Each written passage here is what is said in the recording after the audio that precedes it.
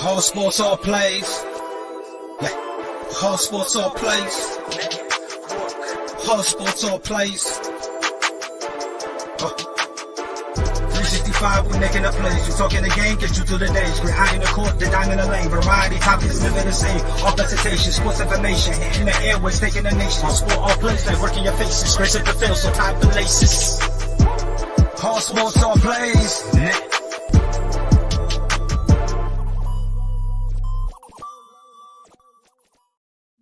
What is going on, everyone, and welcome back to another episode of the Sports Status Podcast. I am here with my co-host Cole, you're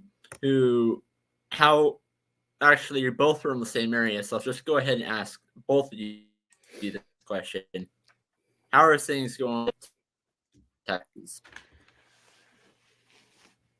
I mean, Cold? The weather's been weird. Yeah, it's been weirdly cold and then hot and then cold again. I don't know if I should be wearing a jacket or if I should be wearing a tank top. And so I put both in my car and hope that I can grab the right one. I don't know if it's going to be raining or hailing or tornadoes or what's going on. This is not like where I grew up, man, where the weather was consistent.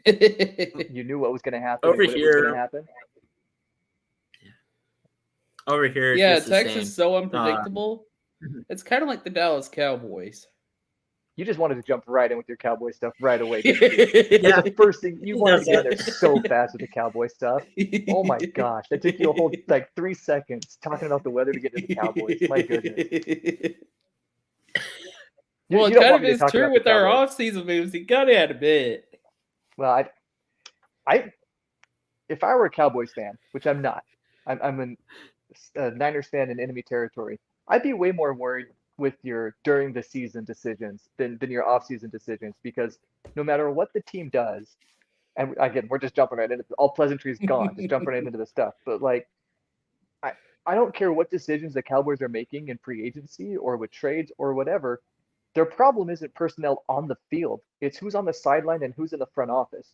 That's where the problems lie with this team, and it's been this way for years.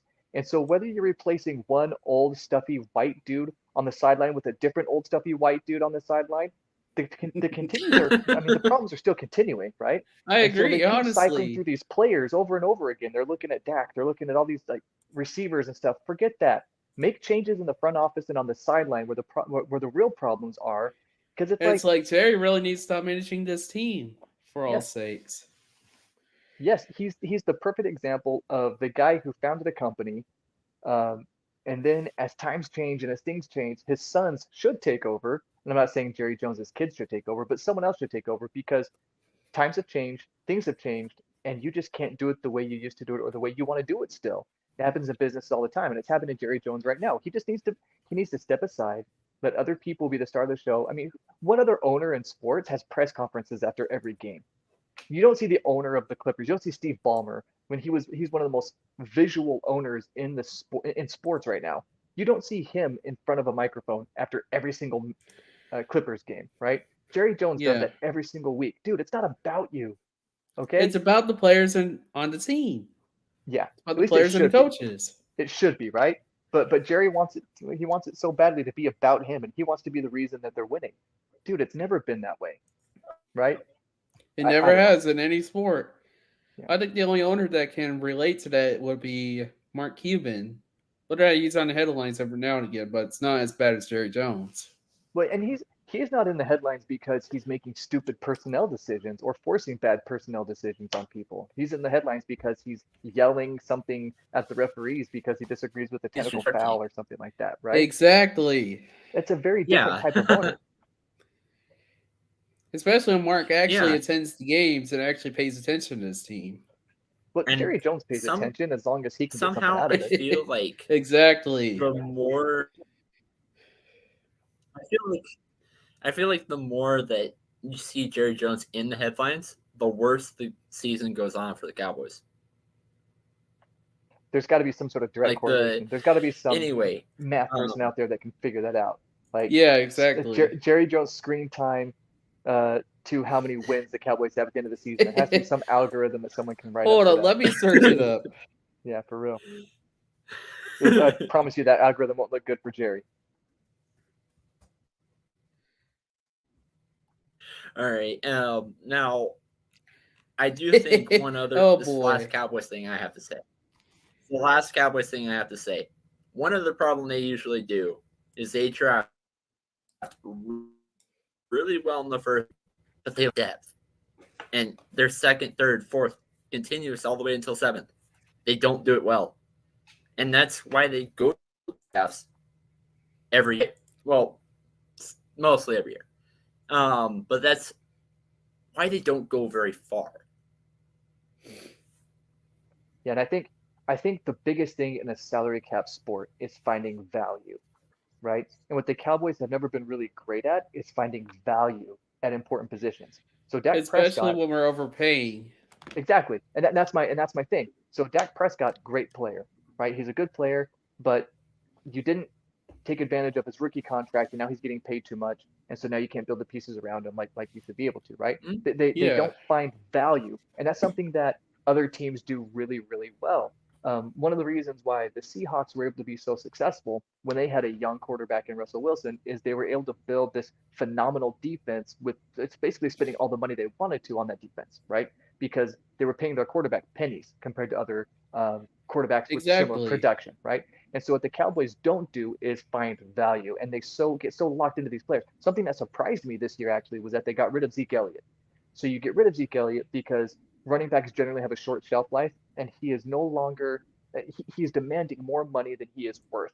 And you already have Pollard, who's hurt, but they At got least rid of he's Zeke Elliott. Pollard is better in terms of his payment. Like he is undervalued. Yeah, and that's the thing. Finding value is so important in a salary cap sport, and I don't think the Cowboys do that very well. One thing they did do well, I think getting Van Der Esch back is good. Whenever the heart of your Restructuring defense, Zach Martin's contract as well. yep, and for me that offense is going to put up numbers, right? That offense is going to put up points, and the fact that they're keeping Van Der Esch around and making sure that defense stays at least somewhat solid, picking up Donovan Wilson as well, keeping him around, I think that's important. So they short up some important parts of their defense, and like I said, offense hasn't been their problem. So staying consistent on defense, hopefully they can for them. I mean, I don't care. Hopefully they lose, but hopefully for them and their defensive side of the ball, keeping it consistent will help them improve year over year. But like I said, I don't think the people on the field is the problem for that organization, and I don't think it It's has more been the for the last staff 20 that's a years. problem. Hmm. And What do you think yeah, the Packers' decisions? Oh, who me? What do I think well, about the Packers' decisions? Yes. I think it doesn't matter what they do so now that they have Aaron Rodgers leaving. Well, Aaron Rodgers is going to be moving to the Jets. What a weird move, man. Like at that stage of his career, I kind of get it though.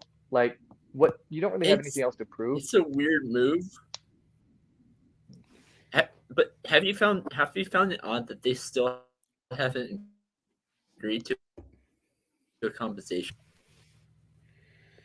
It's looking like he will retire, but honestly, based on the way Brett Favre ended his career, Aaron Rodgers may do the same thing.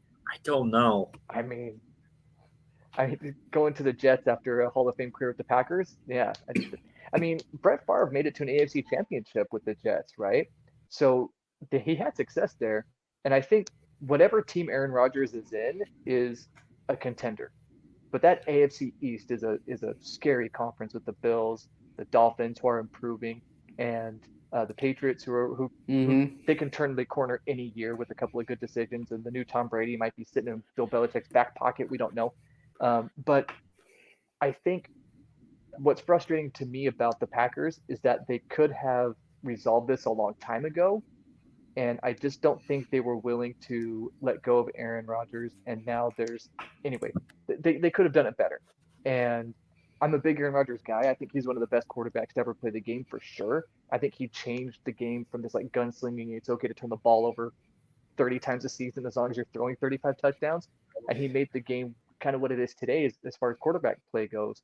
But But you also I have to don't know. consider players like Lamar Jackson are also make big changes to the game, Yeah. but especially the quarterback position, using mobility. And for sure. But I just as far as the Jets' decision Um. for Aaron Rodgers, it makes sense because they really were a quarterback away from being serious contenders in the AFC last year. And Zach Wilson, As much as I love a BYU guy Sure. playing in a I big mean- market and stuff, but he just wasn't it for them. But now Aaron Rodgers is there, and a couple of years of Aaron Rodgers lets them figure out their next quarterback situation, like the future of the quarterback position. I think the Jets was a smart move for Aaron Rodgers as far as like a team that's ready to win now, as long as you just plug in a solid quarterback, and that's what you have in New York. So I get where he's coming from in making that decision. Mhm. And why not make your job a little bit easier as you get older? Playing football is hard. Playing quarterback is hard. Aaron Rodgers is older now. And so I'm going to go somewhere where I don't have to take a beating, where not everything's on my shoulders. The defense can win me a few games. Some playmakers on the offensive side can win me a few games. I think I don't blame him at all for riding into the sunset with a team that's ready to win now and that doesn't rely solely on him. Because let's just face it, the Packers receivers were relying on him to throw the ball in the perfect spot consistently, and they still weren't getting good catches because no one could run routes over there, right? So anyway, I see where Aaron Rodgers is coming from. It's just a bummer unless the Packers think that Jordan Love is the future. That's a huge misstep by them to not keep Aaron Rodgers around for at least a year or two more. And I also wanted to bring this up. You said based on Seattle. I honestly disagreed a little bit when you said Seattle has value, especially values their positions a little bit more than Dallas does. They had value. They had value. Yeah, with they Russell had Wilson's up rookie until they contract. signed Geno Smith Had. to $105 million contract. Yeah, that's what I was talking about. I was talking about the Legion of Boom Yeah, teams. they Those teams had. had value in the quarterback position. The way that the Cowboys wasted in the Dak Prescott rookie contract Exactly. years. That's what I was saying. But yeah, Seattle, like, my God, why would you sign a backup quarterback instead of going after one in the offseason? Geno Smith, backup quarterback? Yeah, Geno Smith was backup for Russell Wilson all these years. What did he do last year, though? He was great last year. He put up great numbers. Don't make Way me up look him and up. straight. So, Nate, I didn't hear you very well. Do you want me to look up the numbers? I'll look up the numbers. now, Yeah, do it. Do it. yeah, I haven't really kept up with Geno Smith, to be Yeah. honest. Making me look up Geno Smith's numbers on the fly to prove my point. How dare you? All right, here we go. Talk about something else. It's going to take a second. Okay.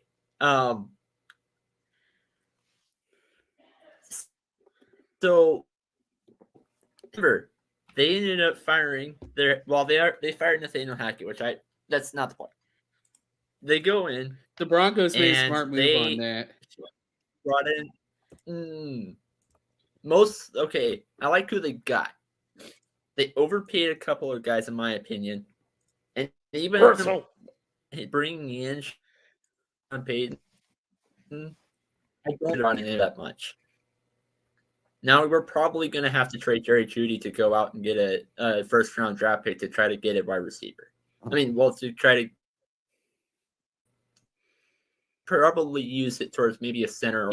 I don't think there is any that with that value at receiver position in that first round. So maybe getting a center in the first round, maybe depending on how or where we trade. So I like who we got, but I do think that we gave up too much. And that seems. Well, and the big thing that the Broncos had a problem with last year was protecting Russell Wilson and giving him time, right? So no quarterback's going to look good if he's on his back most of the time, and Russell Wilson was scrambling around all year. So they brought in McGlinchey, who had an insane win rate in the pass blocking last year. I think it was an almost 90% pass block win rate, which is really, really good. The best of his Broncos career. also had one of the best defenses in the country. Yeah. So you shore up the offensive line, which I agree with. The best quarterback in the world isn't nearly as good if he's on his back all the time. Like I said, the Patrick Mahomes Super Bowl from a couple years ago. He was literally on his back the whole game, and even the best quarterback can't perform in those situations. Now, I'm not saying Russell Wilson played great, but the offensive line was a problem, and bringing in McGlinchey and shoring up that offensive line, while it's not a glamorous pick, and I know a lot of analysts looking at this like, you have so many other problems, why the offensive line? It's like, well, you get an offensive-minded coach in Sean Payton, you give you get some leadership, and you get some better pass blocking up front, and now I think Russell Wilson will have a much better season. Will it be perfect? No, because there are always going to be growing pains, new coach, it's only a second year in the organization, whatever, but shoring up the offensive line was the right call for the Broncos in free agency. I hope the Broncos have a better season next year, to be honest. That was terrible. Wasn't Especially fun to when watch. Russell had more restroom breaks than he did touchdowns. No, he had more bathrooms in his mansion than touchdown passes Yeah. thrown, right? That's what it was. Which is, you know what? I'm That was never all the way going to. until the second Chargers game. Yeah, it was bad. But I'm never going to look. Through all the way Chargers game, and the second Chargers game is finally when we got over the hump. Jeez, look, man. Yeah, it's kind of like Lamar Jackson going to take a dump and then coming back in the second half and winning the game. Okay, that's different topic though. So it was bad. It really was. But like I said, new coach, and we all know that the coaching situation was not okay in Denver. It wasn't okay. It wasn't. I mean, Daniel Hackett was the worst coach in the NFL. I like their defensive coordinator, but that's it. Y'all really tried to go after Dan Quinn and failed. Y'all really tried. So, by the way, Geno Smith got better. But by the way, Geno Smith, the backup quarterback last year, had 4,282 yards, 30 touchdowns, 11 interceptions, and a quarterback rating of 100.9. Put some respect on Geno Smith's name. Backup, get out of here. If he does well next year, I'd say he's worth the contract. Well, to give you an idea, of how crazy that season was for him, the last time he threw over 10 touchdowns in a season was in 2014 for the Jets, where he threw for 13 and 13 picks. So last year was insane for Geno, and I hope it continues for him. It's a great story. Yeah. But, I mean, he threw for more than a third of his career totals in yards and almost half of his career total in touchdowns in just last season. So I don't know if we're looking at one of those steroid era second basemen hitting 50 home runs all of a sudden years from him or what. But yeah, so put some respect on Geno's name. Hopefully he can do it 2 years in a row. But yeah, that's not a backup quarterback, man. I will if he gets starter. over 1,000 passing yards. You don't think he will? I said I will. He'll get 1,000. Just like, yeah. He'll get 1,000. With the receivers he has, he'll get 1,000.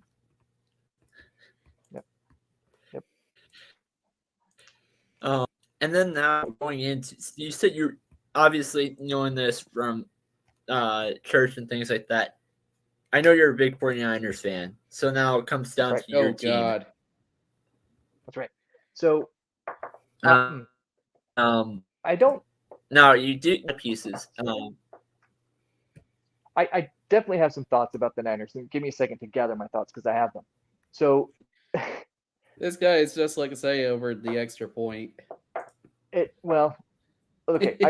I'm ready to move on from last year. I really am ready because it's amazing that the only thing that can stop that team right now is 5 quarterback injuries. I swear.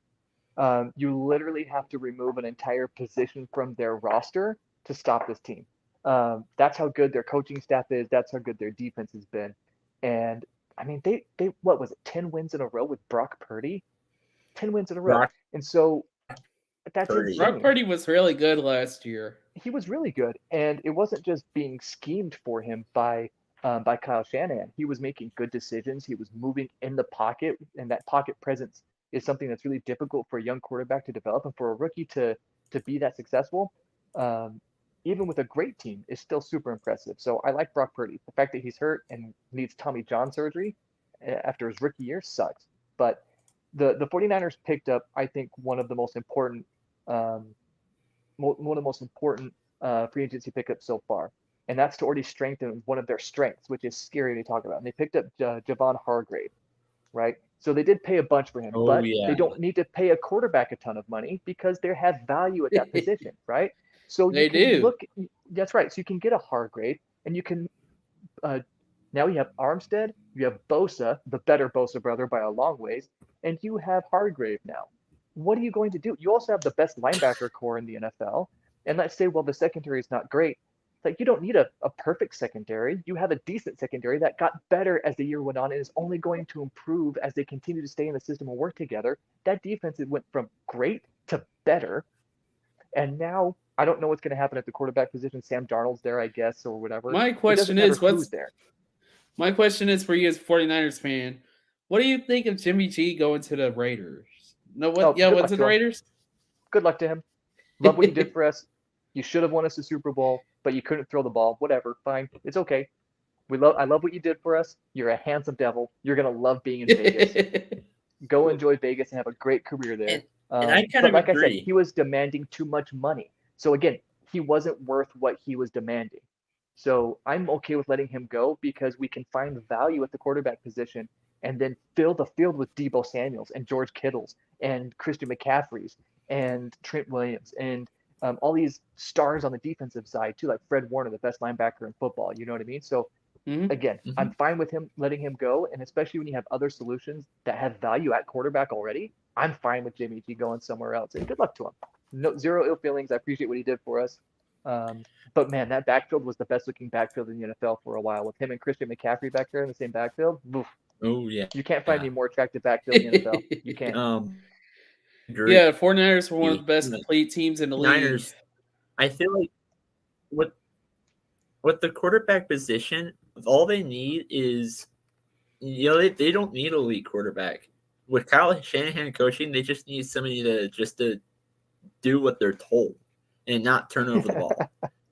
And I'm just going to go ahead and trade basically Dak to the 49ers. Have fun with them. And which is why I really, really like the Sam Darnold decision. I think any quarterback can be good in his system, right? And that's been proven year after year after year. Because no matter who you put in the Kyle Shanahan system as a quarterback, they have career years. The Matt Ryan MVP year was a Kyle Shanahan year, right? And Matt Ryan hasn't been the same since. And Brock Purdy did it, and Jimmy Garoppolo did it, who clearly showed limitations in his ability to have a big arm when it mattered. Didn't matter as much though, because Kyle Shanahan is such a good offensive mind, and he was able to put people in the right places at the right time so often. So I agree that Sam Darnold can be great, but I just don't know if paying him is worth it when you have basically Trey Lance sitting there, and I don't know exactly what. And you also have Brock Purdy. Brock Purdy, and he's coming off injury, so I get it. But if your quarterback room is Sam Darnold, Brock Purdy, and Trey Lance, I mean, if you have three quarterbacks, you have none, right? Like, who is the guy for the Niners right now in the quarterback room? I don't know. And even after last year, let's say Brock Purdy stayed healthy and they won or didn't win the Super Bowl, whatever. You still have the question of, do we put our top pick in there as a starter because he's our top pick? What do you do? I think Trey Lance is probably going to be traded. I think he is. I think he's going to go to like some other, but I don't being on the team next year. Now as for the Brock Purdy, and he's coming off an injury, so it's just really the question of, do you go with Brock Purdy or do you go with Sam Darnold? Exactly. Yeah. I'd go with Brock Purdy if I were the 49ers, honestly. Yeah, Sam Darnold hasn't been really good in any of the teams that he's been with. Hasn't been a Kyle Shanahan team, though. Exactly. Sam Darnold looks just like the quarterback that Kyle Shanahan could turn into an MVP. You know what I mean? Like, you give Kyle Shanahan the Joe Flacco's or the Sam Darnolds or the, I don't know, Matt Ryan. You give him one of those, he's going to turn him into a star, right? I mean, he did it with Jimmy Garoppolo, right? So, Matt Ryan was so horrible last year too. Like, look what happened. Yeah. So I think the Kyle Shanahan pixie dust is strong, and it can make just about any quarterback fly. But it sure does make a big difference when you can trust a quarterback in a big situation to make a big play with his arm, which is something that 49ers quarterbacks had struggled with until Brock Purdy had a little bit of that in him. I was secretly hoping that Aaron Rodgers would come and join the Niners. I really was, because Aaron Rodgers on that team would have been lights out Super Bowl favorite. You know what I mean? That would have been insane. Oh my god! I honestly think Aaron Rodgers is a little bit too old. I did too, for one reason. So that he wouldn't join an AFC team. I think Aaron Rodgers needs to go away from the NFC completely. So, and then the last, unfortunately, he wasn't able to hop on, but we were gonna go ahead and talk about. We'll go ahead and talk about his team, the Pittsburgh Steelers. Now, they brought in. I hate the Steelers with a burning passion as much as I hate the 49ers. as of the Oh, last 2 years. I forgot about one 49ers thing that one 49ers point I forgot to bring up. I don't really like the secondary on that roster, and I haven't been for a while. However, I do like not Jimmy Garoppolo. The Jimmy two G's now on the coaches, Raiders. Kyle Shanahan. Yeah, I don't know why I said Jimmy Trey Lance will Garoppolo. be the Right. starter My if he doesn't get injured. Then Ca- Sam Darnold and then Purdy. But it really depends. I think Purdy's going to get no. it. I don't even think Lance is going to be on that team. Anyway, Especially with the way it went I down. do think it's going to be covered. I can't remember his name. This Jimmy happened a Ward? few days ago too. This happened on your show last Monday too. Houston Texans head coach. That was the 49ers defensive coordinator. Gosh, I can see his face, but I can't think of his name right now. And it I remember happened being last really Monday sad in that he left. Colts too. Yeah. I also do like the Colts a little bit too. So anyway, point is, I do like how I do think that the reason they got so far last year is because they were able to cover that up. D'Amico Ryan. D'Amico Ryan. D'Amico Ryan. D'Amico Ryan. I love that guy, man. I love it. I feel so bad for him that he's the Houston head coach now because that position hasn't worked out for anybody in the last 40 years or however long they've been in the organization.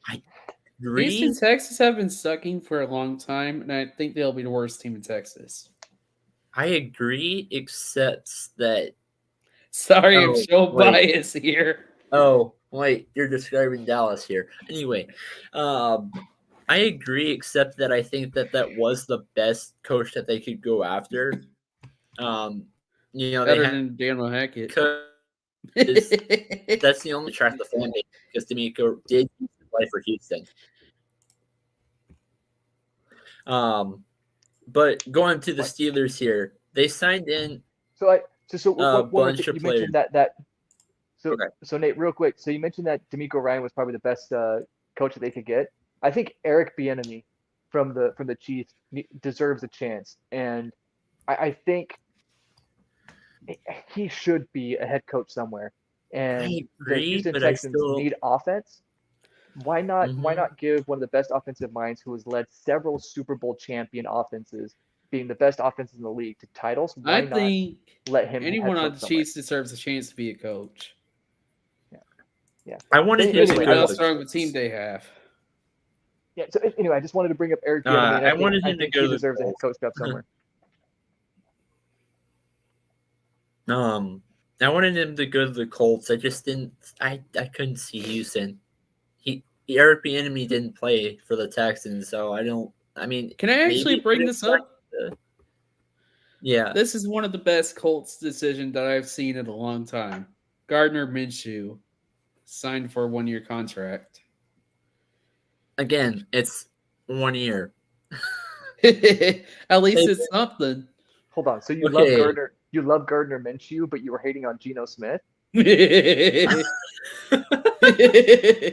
Well, Gardner Minshew did bring the Eagles to the Super Bowl. No, he did not. Oh, no, that was Nick Foles. Nick Foles. Yeah. And look how well that went for you. Anyway. Okay. So now I lost my train of thought. I'll do that to people. I'm an expert at that. No, you're not. Oh, yeah. He is. Yeah, Nate knows. He's known me long enough to know that I'm an expert at getting people off track. Yeah. Also, where do you think Dalton Schultz is going to go? Oh, I don't care. You don't care? Chargers. Hey, he's a free agent. He's a good tight end. Chargers. Oh, don't. Okay. Chargers. It's the only. Well, actually, I think Green Bay might be a dark horse, but I mean, Green Bay needs all the help. So the greatest security blanket for a young quarterback is a solid tight end, right? And so I think any team that has a young quarterback that has a tough time making decisions and needs a Dalton Schultz type quarterback. I mean, the Dallas tight end prototype, like Jason Witten, where you run 10 yards, run a button hook, you put Yeah. your big fat wide body out there, and no one can stop it. I think any young team with a young quarterback could use Dalton Schultz as that security blanket type tight end. So I think the Packers would be a great place for him. But I also think he would be useful in a place like Jacksonville, where Trevor Lawrence has talent. And if you had that security blanket of a really good route running tight end like Schultz, I think that would help make Trevor Lawrence feel more secure, and that offense would be more secure. So I think that would be a good place too. Okay. All We right, I actually like have that. a comment on Facebook. Eric B. Uh, Opportunity at Washington after Ron Rivera started 0-5. I I could don't know, see. man. I Riverboat Ron, he's I don't know what it is about him, but the people that he works for love him. And it seems like no matter what the results are on the field, he always has that safety net of my owner is crap, right? Like my owner was crap, Dan Snyder is garbage, and no one can win with this guy, so it's not my fault. And he's gonna have that security blanket keeping him, that safety net keeping him safe for a while. But I really hope Eric Bieniemy gets a shot, and if it's with the Commanders, I mean, Godspeed. But I really think he deserves a chance. But Riverboat Ron, man, he got some magic sauce. He's not going anywhere. Hey, remember that one incident Now, to add where on to your I believe it point, was I last think year. I want to bring this up. This is Washington as well. I found it funny as hell that one of the quarterbacks, or I believe it's one of the positions, one of the players or staff didn't know they got eliminated from the playoffs till after the game. Well, sometimes when you're locked in and focused on the job at yeah, hand, you don't worry about the other things, right? I don't know. Yeah. Detroit did that. I think, yeah, I mean that happens sometimes, right? Like especially if you're a player, right? My job as hmm the cornerback is to run backwards faster than most human beings can run forwards, and then react in a split second time to the quickest, most agile people in the world, right? And I focus all of my time, effort, and energy on that task. And I let the nerds deal with the numbers of wins and playoff situations and Especially scenarios and with the stuff like that, coach right? too. Coaches should know that stuff, Yeah, right? But I totally Yeah. understand why a player wouldn't know those things. But like, yeah, the coaching staff I should think probably it have was an a coach idea or of a what's going player. It on. was one of those two. Yeah, But it was yeah. So, funny after reading it. well, so the Commanders are a dumpster fire, man, and they've been a dumpster fire for a long time. It's just now all coming I to light. agree. Now we can see the dumpster fire, right? I, And so, like I said, I think Bieniemy would be a good head coach anywhere, and I think the Commanders would be an okay fit for him, or I don't know. I just don't think Ron Rivera is going anywhere. I think Ron Rivera was also getting a security blanket, and I know it was a few years ago, but he had cancer and still took his team to win the division, almost knock off the Buccaneers. You can't fire the guy who conquered cancer, especially when you have that whole cancer month thing in October. You can't do that. You can't be the team that fires the cancer Oh survivor. yeah, And if he does go 0-5, that will put them in October when he gets fired. Could you imagine? Also, I have another question. Dave, how well have you been keeping up with like the NBA and how well have you been keeping up with the NBA and the Cleveland Browns? Well, this is gonna be tied in So okay, you're gonna have to tell me how it ties in because the NBA and the because the Cleveland Cleveland Browns. Browns owner bought the Milwaukee Bucks. Oh yeah, yeah, yeah. Okay, okay. What do you Um, think about that? I tend not to care about owners that much because most owners aren't like Mark Cuban and Jerry Jones. Most owners have their teams and they just let people um, run them. So to me, I've never really paid that close attention to who owns what team. Like I don't even know. I don't know who owns the 49ers. They're my favorite NFL team. I couldn't tell you who owns them. Some guy named Levi because his name's on the stadium, I guess. I don't know. That But name does not sound familiar. that was a joke because it's Levi's Stadium, yeah, I know. like the Yeah, jeans Levi company, Stadium. like the jeans. So anyway, and so I don't know. I don't care who owns the team. I care who's on the court, who's on the field, and who's making decisions. And that's usually a GM and a coach, right? It's just in those Yeah. rare situations where owners meddle and are in things that they shouldn't be, like the Cowboys, that you even know who the owner is. I think the very best position to be in as an owner is you're there, you give as much support as you can to the decision makers, the coaches and the training staff and the general manager and But his you don't assistants, all that try and stuff. get on the headlines as much as you need to. Exactly. Just let them do their job. Hire the best people because these guys didn't come up through sports. These owners aren't guys who played in college and then got a great job. And I think the only person that I know of that has played their sport that they own a team on in college is the new Phoenix Suns coach.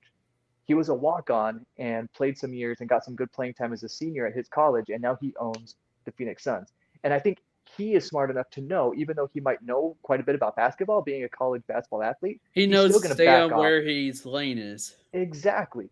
And anyway, so who owns the Bucks? Who owns the Browns? I don't care. You know what I mean? I don't think it generally doesn't matter that much who owns what team. What I don't like though is how shamelessly the Browns pursued Deshaun Watson. That's a whole different thing, Oh and all yeah, that stuff. Yes. That's a whole podcast in and of itself, and that's been they talked about way for overpaid hours. him. That's That gonna be for hours. Yeah. yeah, I've already but had an anyway, episode on that. Oh yeah, yeah, the I bet you serial did. massage therapist. um, and then the last thing, we were going to talk about this. We did plan on talking about this. Fortunately, he wasn't able to make the show tonight. However, the last team to cover is the team that he roots for, the Pittsburgh Steelers. And they haven't done much, but there is one move I like to a certain extent. So they got Patrick Peterson. And I say I like that move because Pittsburgh seems to be great at hiding the fact that players, they have players here and there that are a little bit past their prime and they're almost out there to retire. I guess that's what I'm trying to say. Big Ben stayed too long, but it wasn't shown. They still made the playoffs. Joe Hayden and now Patrick Peterson's kind of the same way. So I really like some of the moves they've made. I don't see him getting anywhere. What to do from there? I guess what to do from there if you're Pittsburgh. I guess that's really the question. Yeah. Well, as long as their coach doesn't blink, they'll be fine. That guy never blinks. And I like that he says splash. That's all I got on Pittsburgh the hasn't really Steelers. had a losing season in a while, honestly. They haven't had a losing season in since before Mike Tomlin. Yep. That's exactly what the Cowboys need is a Mike Tomlin-like coach. But we don't want to pay him. I think Honestly, we need someone who can stand up to Jerry. I really do not want to jinx anything, but I think he is starting to become. I think he was more vocal. I guess that's what I'm trying to say this year than it comes to this last year because he completely revamped that offensive coaching staff. And he, so I'm not saying that I'm not saying that they're not going to go past the first round. I'm not saying that they are going past the first round, but I am saying that I've noticed some changes and maybe you might see just a tad bit of improvement. yeah, well, and the NFL is such a league of parity. I mean, you win in the margins, right? And that's something that a good coach will do. He'll get you a win in those tiny margins, like clock management and penalties and stuff like that. And Mike Tomlin is always going to find a couple of victories a year in those margins, right? And it sounds like he's picking up a good staff that'll help him find some more of those wins in those margins, right? But I don't know. I don't have a lot to say about the Steelers, to be honest. It's kind of a to be I don't rude. really care for the Steelers. Right, and not even that. I mean they're fine, but I'm just kind of a boring team to me. Yeah, I mean, Pittsburgh is a boring city. I mean, I'm not going to attack an entire city. That's I mean, Cole said it, not me. I'm not going to attack an entire city. Never been there. I'm sure it's lovely. It is All nice. right. I've seen some of it when I So- went to West Virginia. Oh, cool. I've actually never been to that area. Well, to be fair, I haven't been anywhere east past. You want to know what is a Or boring past state and a joke in the U.S. though, What? especially on sports? OHIO. Oh, I knew he was going to go there. I mean, again, I'm not going to attack an entire city or an entire I'm state. attacking the Cincinnati. entire state. Bengals, they're fun to watch, The Bengals Well, are super Bengals are fun to being watch. singled out because they're actually good. but Anything else in Ohio sucks. Cleveland Cavaliers, They suck too. no, not really. They're in the playoffs. Donovan They're going Mitchell to made playoffs. that team fun again, man. Donovan Mitchell is fun. Yes. He has, Now, he has a style of play that I love. Like the little bit of an undersized guard that can still play above the rim, is super athletic, but also shoots well, especially in pressure situations. Like he is fun to watch, man. and he's also the guy that got me into the NBA to begin with. What was 'cause it? Donovan Mitchell. He was his the time guy with that the got me Jazz. into. Even though I'm not a Cleveland fan or I'm not a Utah fan, I'm a Nuggets fan, which sucks. For It the was last Dirk for 5 me. games, but Now there's a um, great time to be a Nuggets fan. You have It's a a guy who great wears time. flip flop. Yeah, it's a great time, except for the past 5 games. Teams go up and down, right? There are big swings Yeah. in the NBA, Yeah. roller coaster, right? And you have one of the best players in the league right now that most are saying the MVP for the third time in a row. They think he's going to win because he's just. I mean, he looks like he plays in flip flops, but he's so consistently good. It's hard to. I mean, now's a great time to be a Nuggets fan because with that guy, you're going to be good every year for the foreseeable future, and that's a great place to be for a fan. You know you're going to be good every year. Yeah, I think the Nuggets are gonna have a great year. I think the Nuggets are gonna make it past.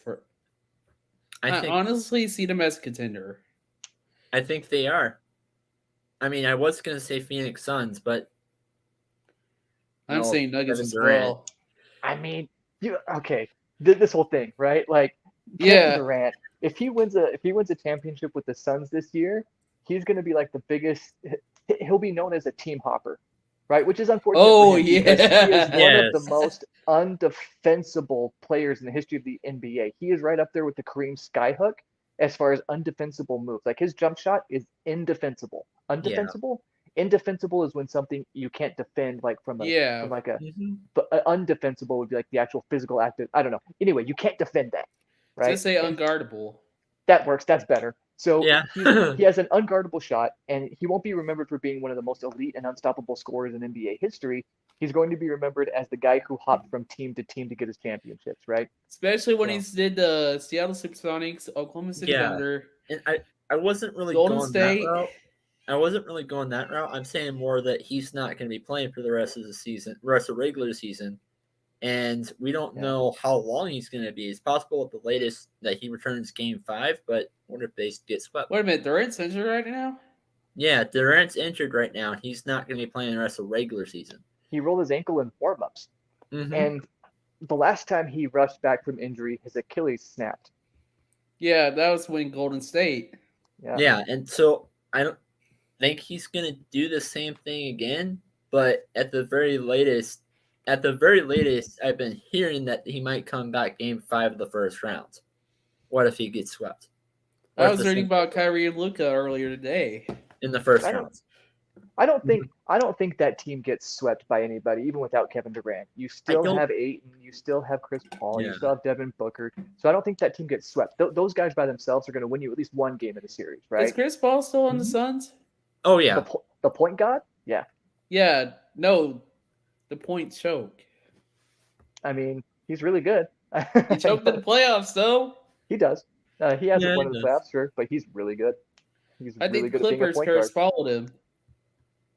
The anyway, Clippers curse. Oh, okay. I know you're trying to get out of here, Nate, but there's something I have to bring up because we're talking NBA. Paul George recently claimed that he was the best two-way small forward in the history of the NBA. I And- loved Paul George for the Pacers. But come on now, don't be saying you're the best small forward in the NBA.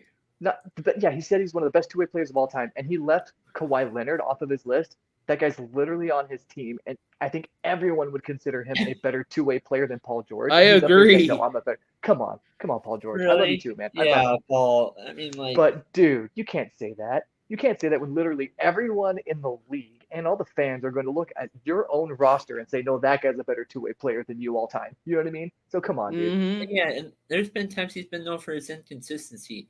I even made a joke on a couple of episodes because of they had a bad game or whatever, and I call him PG 13% sometimes.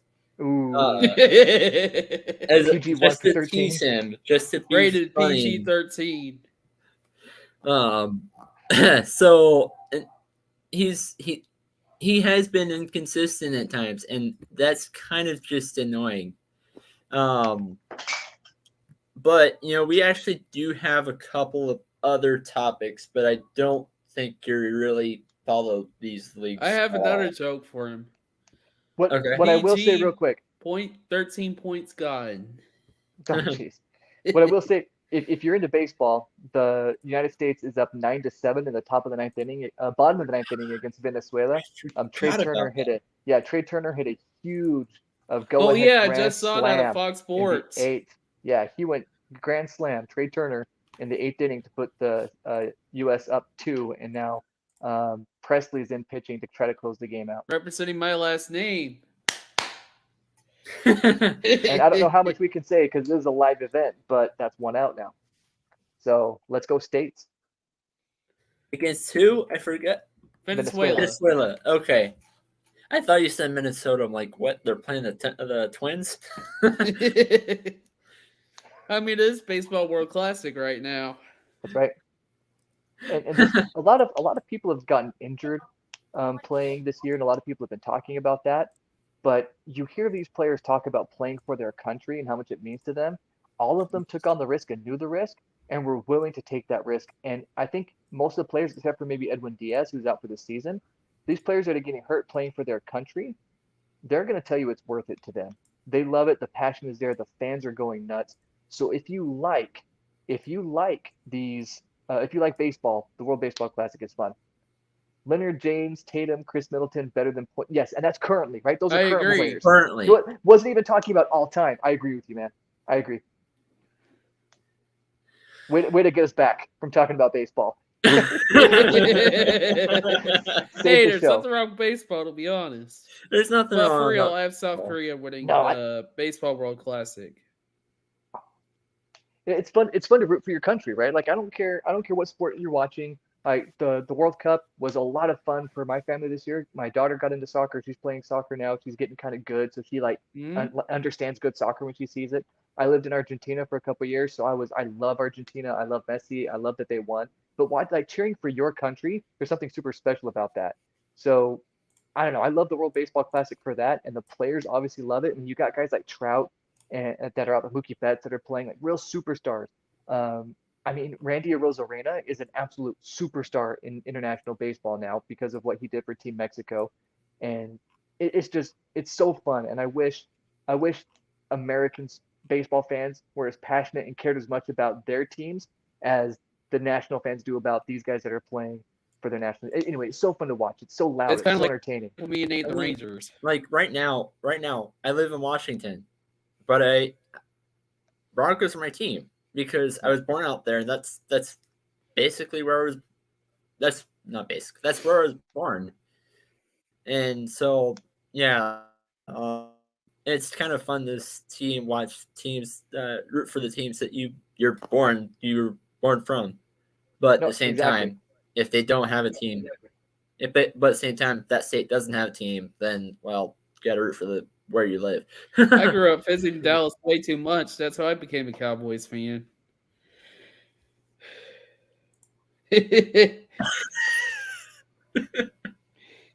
For the listening audience, I shook my head disapprovingly. Hey, me and you both live in the Texas DFW Metroplex, man. I like this area. I will never like the teams though, except for the Mavericks. I love Luka. I like Luka. I liked the team before Luka with Dirk. I thought that was a really fun team. So I have no problem with the Mavericks. I think they're a fun team, and Luka's great. Oh, fun story. So my wife doesn't like James Hmm? Harden, right? She doesn't like James Harden, doesn't like the way he plays. He's a great player. He puts up good numbers. His teams win. Like he's a great player and stuff. Hmm? But my wife doesn't I like the bought way a he shirt that plays, says right? James Yeah. Harden for my aunt, and she was always like, Doug, Doug, Doug, Doug, Doug. No, Like she hated him. so we were watching the Mavericks and we were watching Luka do Luka stuff, and I was like, huh, Luka is just white James Harden. And my wife was like, no, no, he's not. But the more we watched, the more we saw him pound the rock, and then take a fadeaway three-pointer and make it. She was like, oh no, my favorite player is just the player I hate, but just different. I was like, that's Is right. this weird that I also support the Pacers a little bit too? I'm originally from Indiana. Oh, no, I think there are certain. One of my favorite podcasts has a producer on it that used to be a huge Cleveland Browns fan until the Deshaun Watson situation. And when people are like, "You live in Miami, why are you a Browns fan?" It's because one time his abuela bought him some for his birthday. They bought Cleveland Browns paper plates when he was a little kid, and he's been a Mhm. Cleveland Browns fan ever since. Right? The weirdest thing can make you a fan, but it really doesn't matter. Mhm. Whatever made you a fan makes I you a went to fan. Like it Pacers doesn't game with matter. families of 2 years ago, Yeah. and Um, tickets were like $60 a piece. well, I root for Miles Turner for wherever he goes I was rooting for Sabonis. because he actually went not to my high school, but he went to Trinity. Oh, really? Yeah. Really? Oh yeah, I So forgot you told me that. yeah, so he actually went to Trinity for high school. So wherever he goes, I mean, I know he's our rival, but so I'll be rooting for him to for the rest of his career. There was a Well, guy who actually graduated in I think it was this year. I think it was a few years ago, but he went to Kansas. Mm-hmm. I think you know him, Latrell Jocelyn. Sort of. guys, the He U.S. just played won. basketball. Yeah, I think I know what you're talking about, but Yeah, United States just beat Venezuela. By the way, we play Cuba in the semis. That'll be a fun game. and I think United States is gonna win it. I do too. That's a I lot of want to firepower, place a man. bet. That lineup. Yeah, I don't. I'm staying away from that. What about? I am afraid of Japan though, just because Shohei Ohtani is just Shohei an absolute Ohtani, yeah. freak. I love that guy. Yeah, that was awesome. Good to see a team that you care about win, right? Except that Shohei Ohtani plays for a rival. No, what I The meant was that it was Angels. good to watch the United States win. Oh yeah, I like Mike Trout a lot too. I I do too. I think it's really sad that the best player of our generation, like everyone agrees, he's the best player of our generation, has zero playoff success. That really sucks. I think It's he just probably needs to go to a winning team. Honestly, the only sport where people would say that. Actually, I take that back. Well, never in hockey. There's one guy I'm thinking of, but it's probably other than that, it's probably the only sport where I can say where best player of our generation has zero playoff success. Or yeah, But Trout can't pitch, right? He can't pitch Mhm. and he can't bat every spot in the lineup, right? exactly. So I think baseball is a sport where one player that's not a pitcher affects the game less than say basketball, where one player can affect the game the most because there's only five guys out there and everyone plays offense and defense, right? So if you yeah, say Mhm. one of the best two-way small forwards ever, let's say Paul George, you can affect the game so much on both ends of the floor. But Mike Trout, if your pitcher's having a terrible day, there's nothing you can do about it. You can't jump 20 feet in the air and pull home runs back, you know? Um, so anyway, I've always found that interesting about Mike Trout, and I hope he gets some success eventually. Maybe the only championship he'll get is this year's World Baseball Classic. Hey, we should Nate, mine and your team should definitely trade up for him. for who? Trout. Oh, I see what you're saying. No, I Yeah. don't think it's the same division. It's the same division. I mean, any team would be stupid to not take Mike Trout. It's the same division, but Angels wouldn't go for it. No, they've locked him up. Like he has the what is it, a 13-year deal or something like that. He's going to be an Angel for life. Yeah, he's gonna be an Angel until he retires. Yeah, unless he decides to do the Albert Pujols thing and take a DH job somewhere else, you know. Yeah. And so to finish up the show, we got a couple like brief topics. In the XFL, just doing a Renegades quick go. recap. Just doing a quick recap.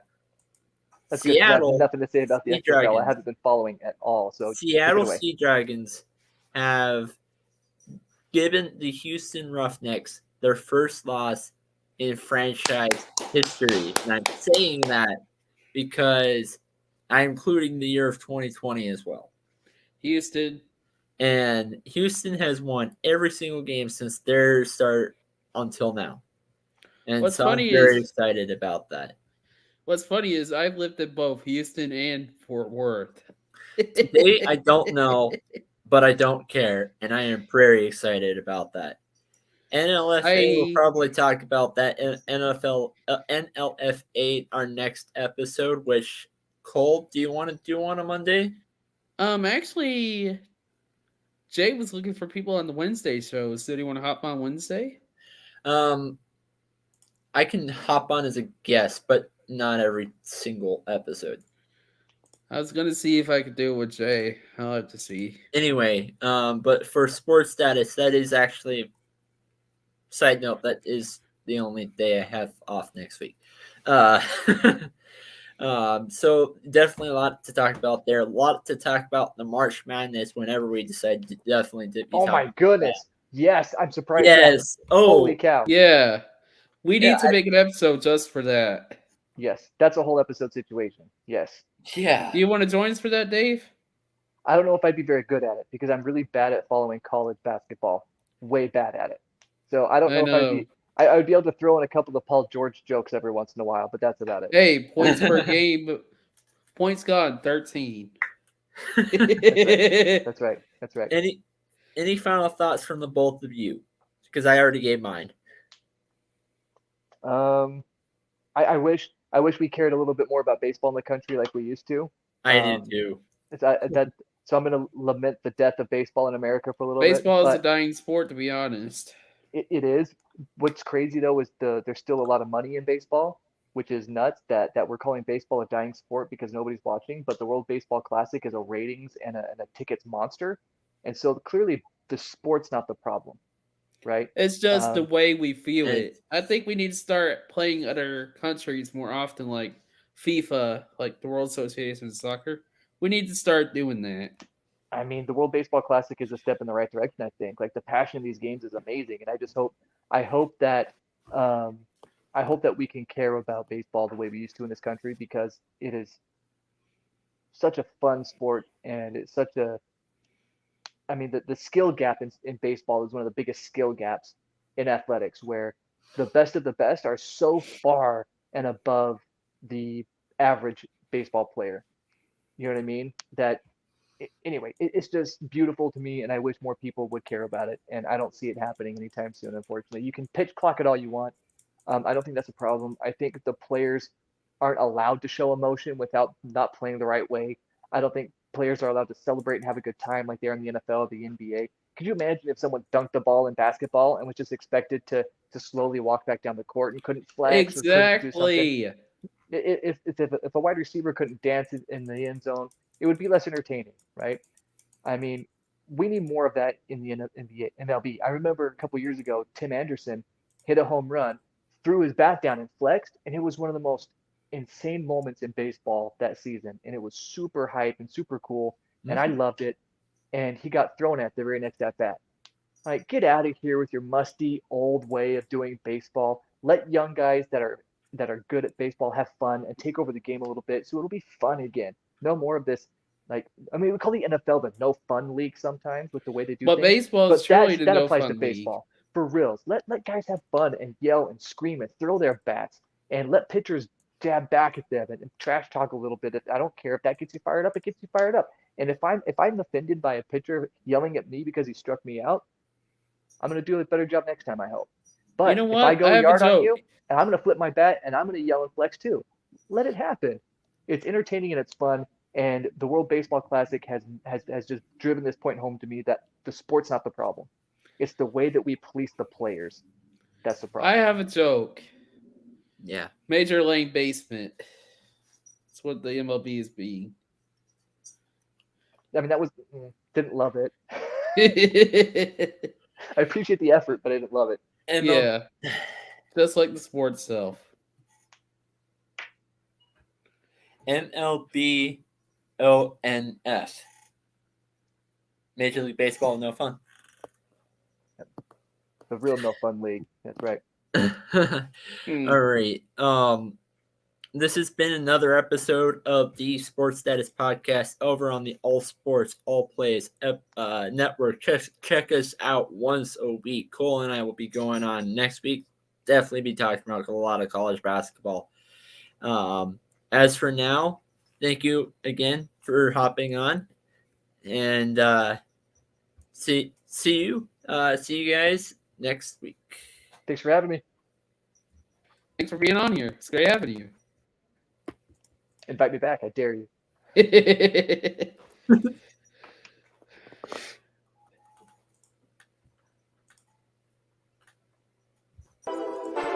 All sports, all plays. All sports, all plays. All sports, all plays. 365, we making a plays. You talking the game, get you to the days. We're eye in the court, the dime in the lane. Variety, topics, living the same. All presentation, sports information. In the airways, taking the nation. All sport, all plays, like working your faces. Grace at the field, so tie the laces. All sports, all plays.